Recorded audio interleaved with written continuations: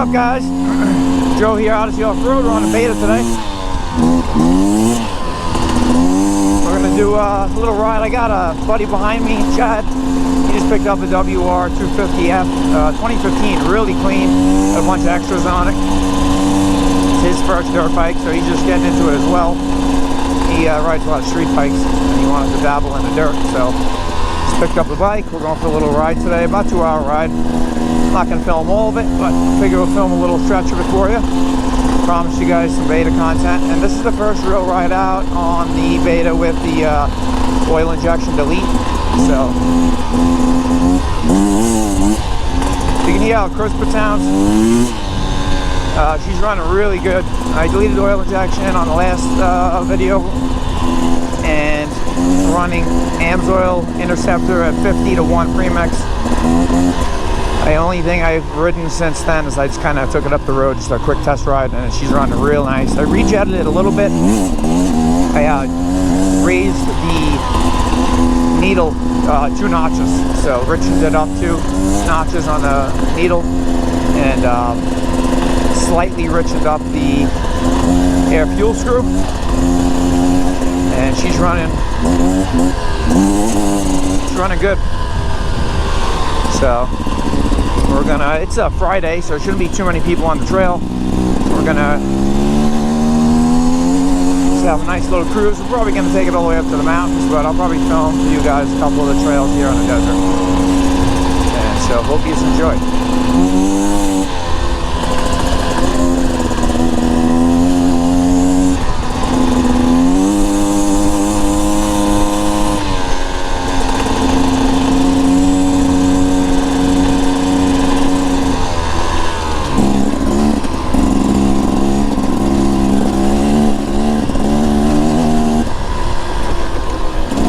Actually, I haven't been out on the bike in weeks, so a little rusty. Not that I'm very good anyway.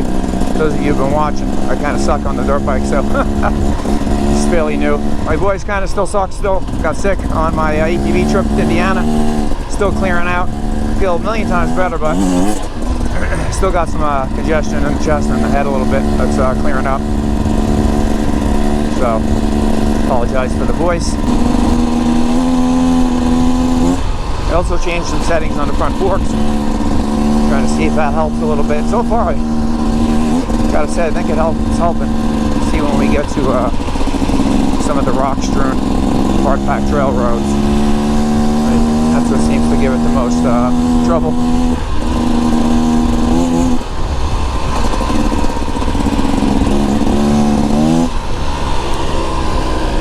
Beta's front forks are more like a trials suspension, so it's more for slow technical stuff. It's really good at that. And then when you get the speeds up, usually where it starts showing its deficiencies, but that's easily upgraded. We'll do that in the future, without a doubt. That is the plan, to upgrade to full front 48mm traditional forks from Beta. They sell upgraded forks right on their website, and that was the trail I wanted to take. So I'll turn around right here. I missed it, bullshitting with you guys. So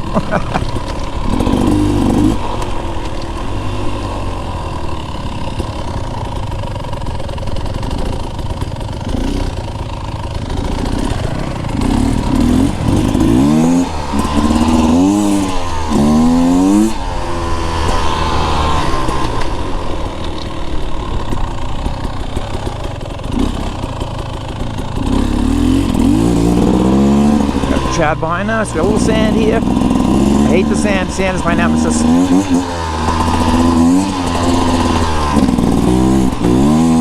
There we go. Sand. I hate the sand.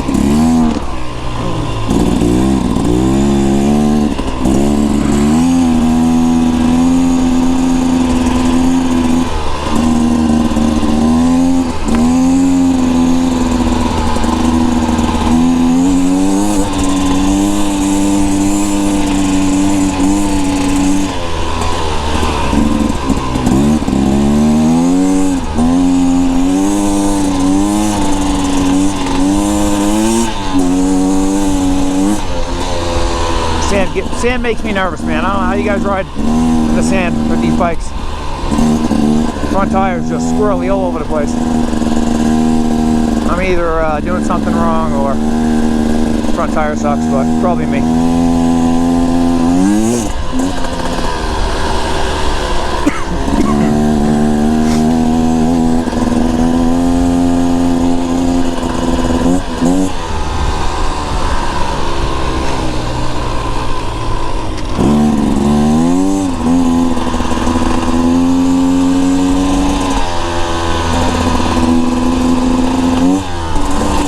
Main reason why is I'm not that great with turning fast yet, so it's a work in progress.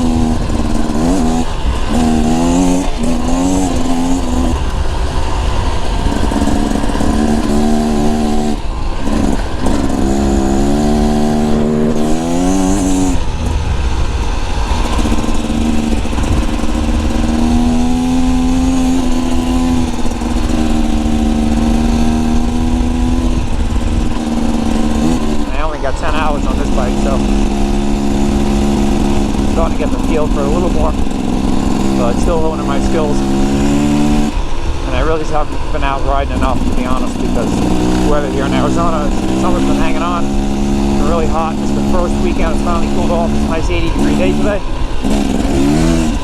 It's supposed to stay that way moving forward, so should be in the clear for some put some hours on this thing.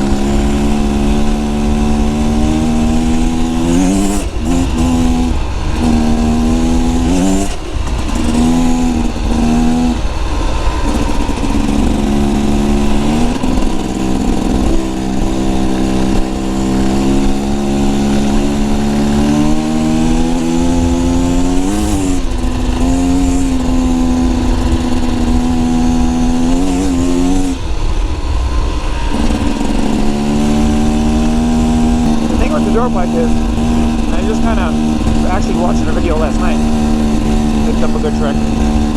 Sometimes you have to be sitting on back too far on your seat when you make it in the turns, and so it makes your front tire feel like it's going to wash out, like the gentleman was saying. So they sit up closer on your seat, more closer to the gas tank, and that kind of puts a little more weight on your front tire. And so I'm kind of working on moving my body around more as I ride, rather than staying in one place. I do try and stand over the rough stuff, which is supposed to. But when it's like this, it's kind of flat, there's some bumps, I tend to sit. So, gotta be conscious of shifting my weight a little bit. Back when the sand, I think, keeps the front tire light, and up on the seat, closer to the tank when I'm turning.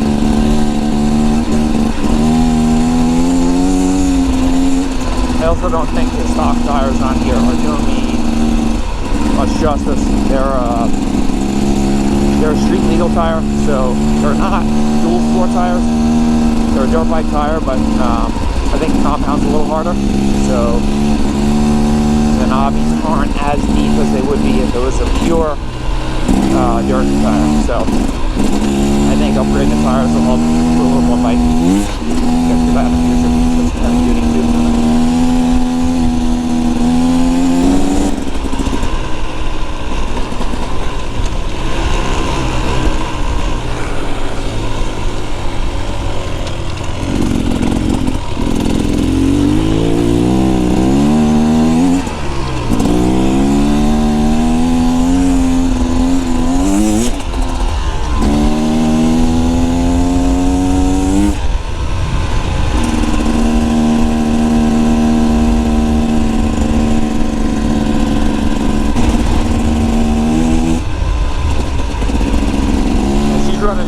Really good, man. I'm really happy with the way it's running, with the oil injection deleted and the rejetting.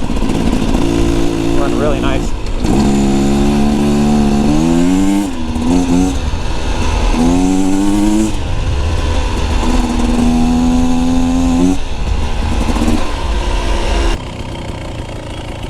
Gates, everywhere there's gates here. for the free range cattle.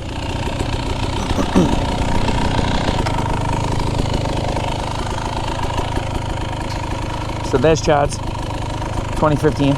Really nice bike, clean. Very well maintained. He got it from a mechanic. The guy had records of all the dates. He checked the valve clearance and changed the oil, and so it's a really well maintained bike, which is hard to find. Unfortunately, everybody likes to beat the hell out of stuff. So we'll try to get him in front of us at some point maybe, but he doesn't know the way, so kind of got to lead.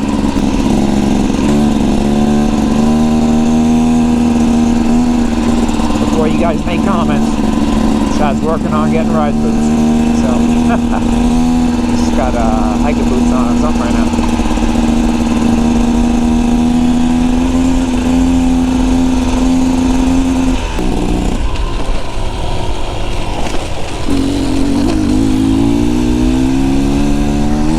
Great about this bike, I really didn't downshift it, and I probably should have.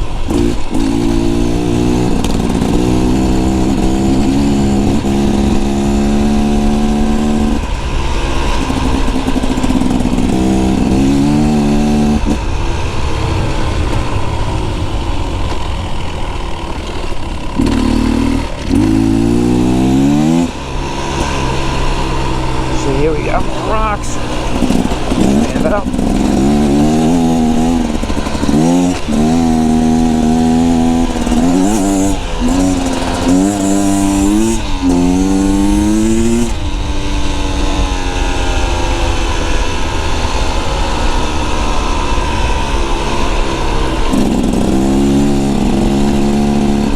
National Forest, Coronado National Forest.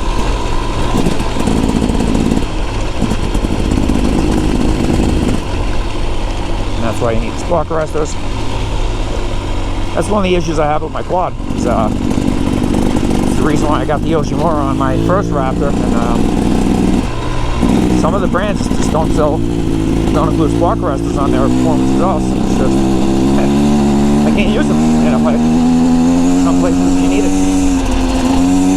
Not just on a racetrack or on, especially on a Raptor. So.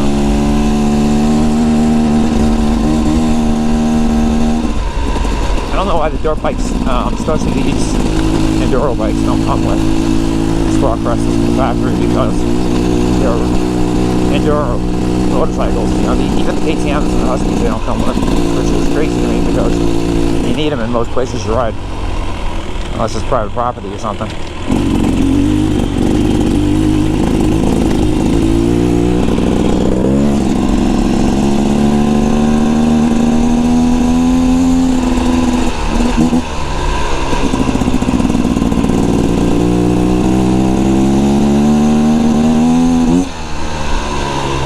Do not want to fall off the edge of this road, and it's a long ways down.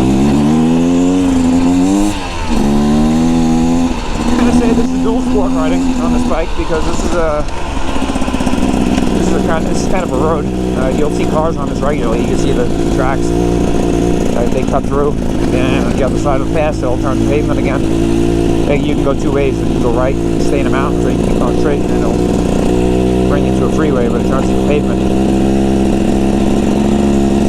This is kind of a through road, and it's a public road. The only thing forbidden on this road is tractor trailers for obvious reasons.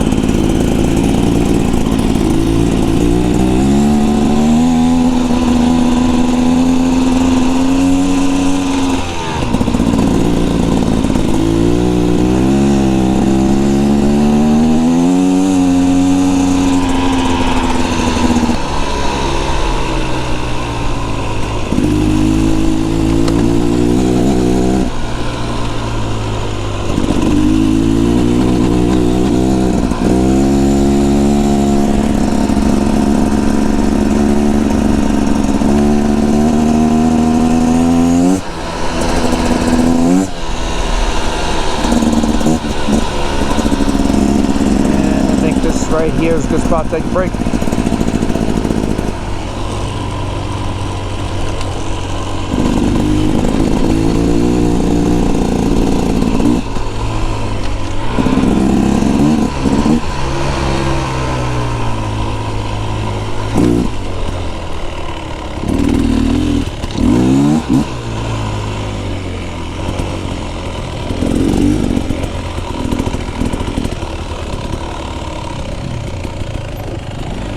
Alright, break is over. We are headed up a little bit. I'm going to hit some pavement up here, and then I'm going to make it right.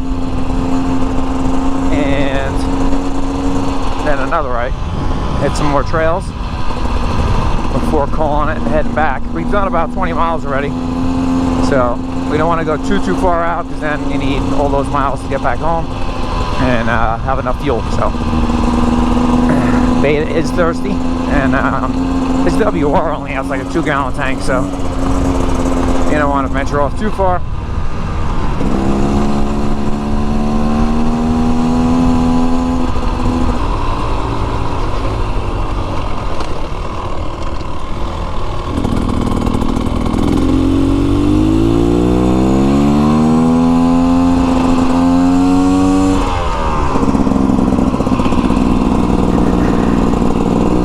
Back on the dirt.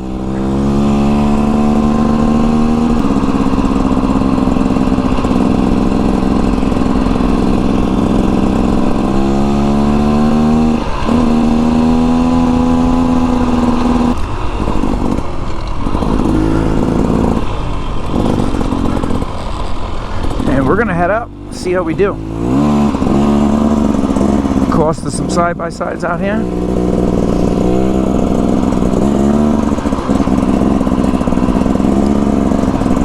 See if Debbie's behind me. Good.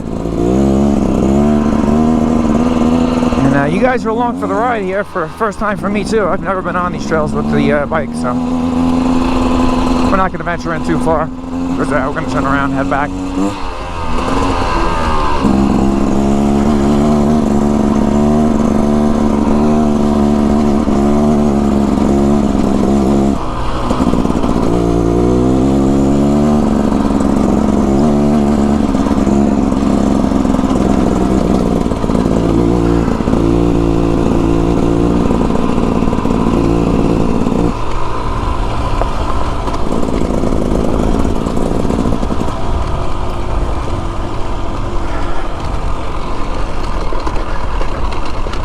That's the one thing with the 2-strokes, there's not much engine braking, so you really got to use your brakes and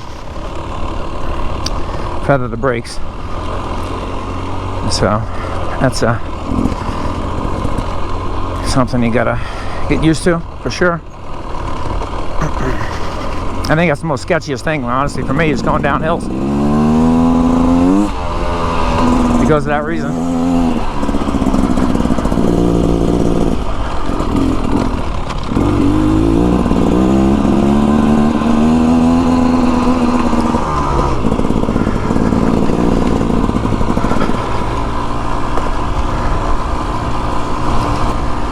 There's a nice little pond up here. This pond up here, people actually pan for gold. I think you have to have a permit or whatever the hell it is, but people do pan for gold up here.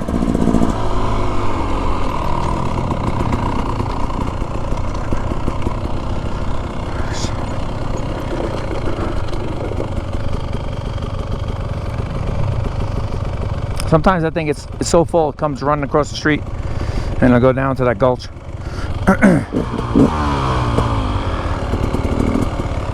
Good? All right.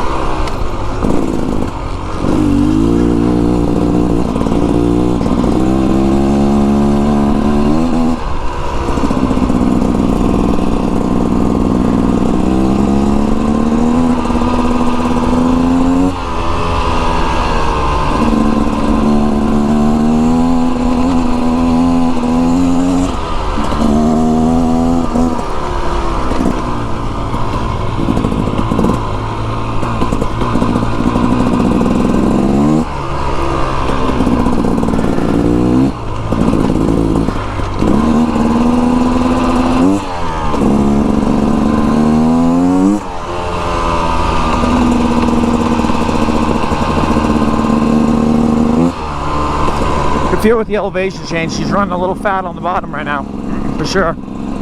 Bet you if I leaned out the idle screw, it would clean it up, but we're not going to stay up here much. This is another reason why I want to get the smart carb, because you don't even got to deal with all that. It's not running bad at all, but you can feel it's running a little richer on the bottom. It's a little burbly.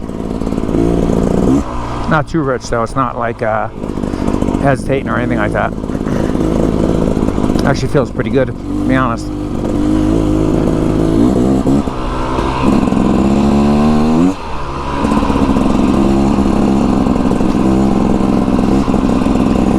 I'm gonna see if there's this overlook. See if we can make it up there on the bikes. Maybe that'll be our end point today. See if we can. I don't know. I've only done it on ATVs and side-by-sides, and that's the 4x4 ATVs, and that stuff, you know, and the side-by-sides make everything pretty easy. So we'll see. If I remember correctly, there's this one rutted uphill, and you got to climb up to get to it, and I don't want to attempt it if it looks too bad, but we'll see. I might be making a bigger deal out about it than it needs to be. But it would be cool if we could get up there. It'd be a nice little accomplished day to make it up to that and then turn around and head home.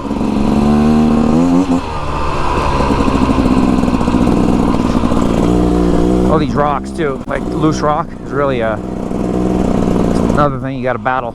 For me anyway, as a new rider, like bikes kind of slipping and sliding under you. You got to get comfortable with that. Has been the biggest adjustment, going from 4 wheels to 2. And kind of looking further down the trail and not right in front of you.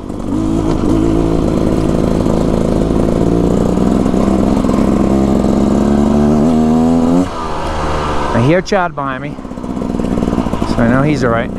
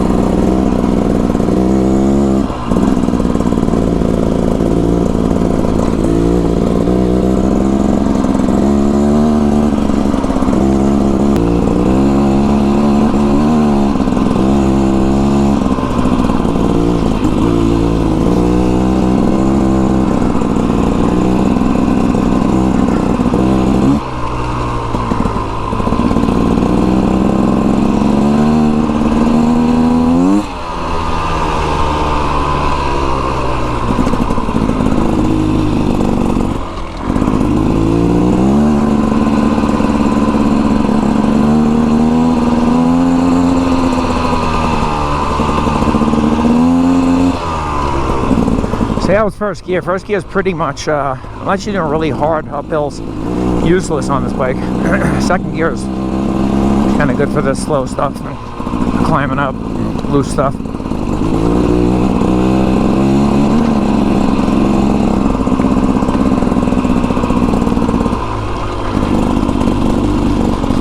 Alright, see how we're looking here around this turn.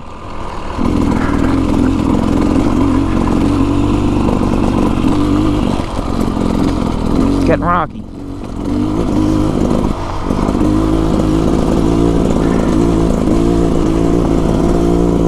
If we stay on the tracks where the side-by-side's made, flat spots, kind of helps stay out of the middle of the trail.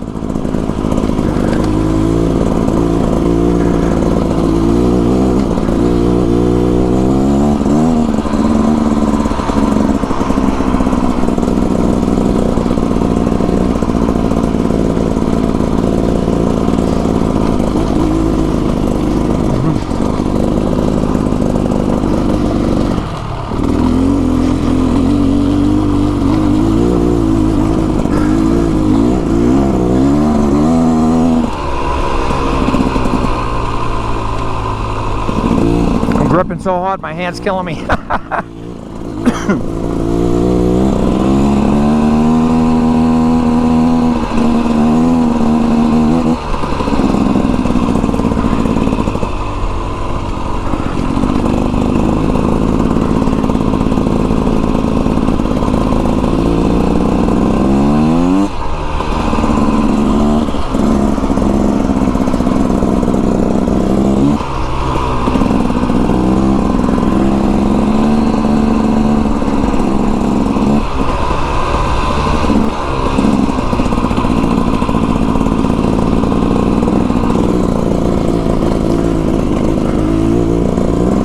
I don't think it's that much further, if I remember correctly.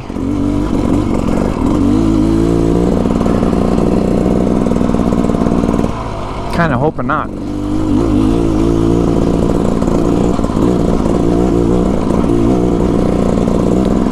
Goes much faster when you're on an ATV, I can tell you that much. We're cruising along about 15 miles an hour, but on the quads, I'm probably hoofing it.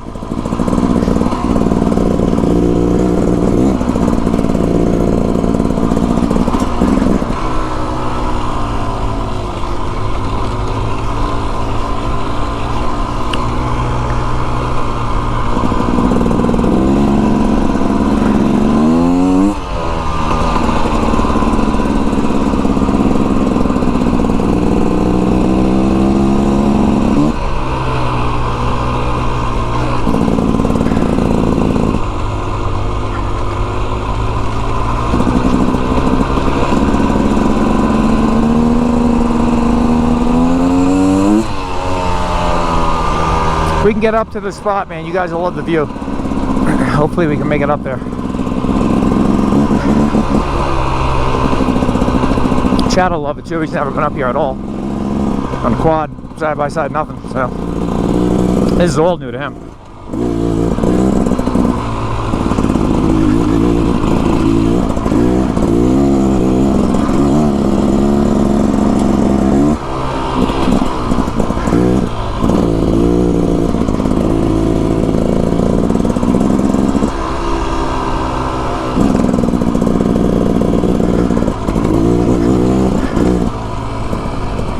Yep, we'll go around this way. I think this is the easier side. If you go split, make a right there, takes you up to the same spot. But if I remember correctly, that's the rutted out section. This is the easier path.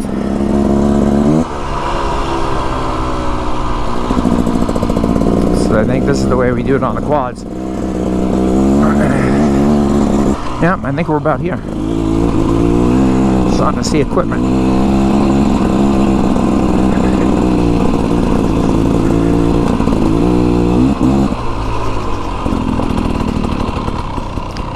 How much further is it, Joe?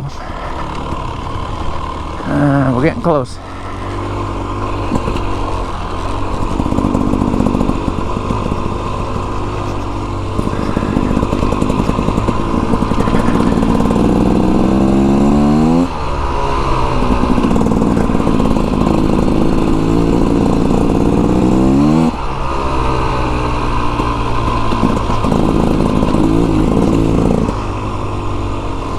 I know we're close because of that equipment there, because it's a big overlook and it's all cell phone and satellite towers on it. So it's pretty cool. You can actually start to see the tip of it from here. So we're right here. And I don't think we're going to have a problem getting to it. Looks like trail's pretty good shape. So it'll be a nice little treat for you guys and me. And Chad.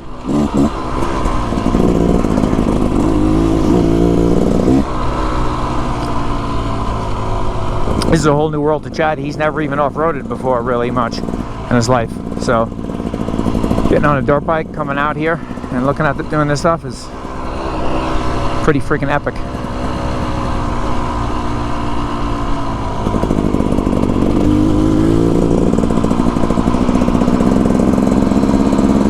I don't even have to turn around because I can hear Chad's 4-stroke behind me.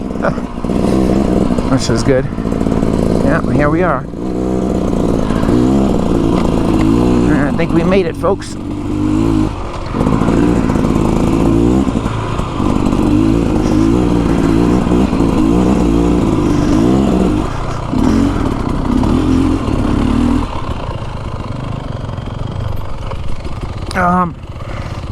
no, we got a little bit further to go.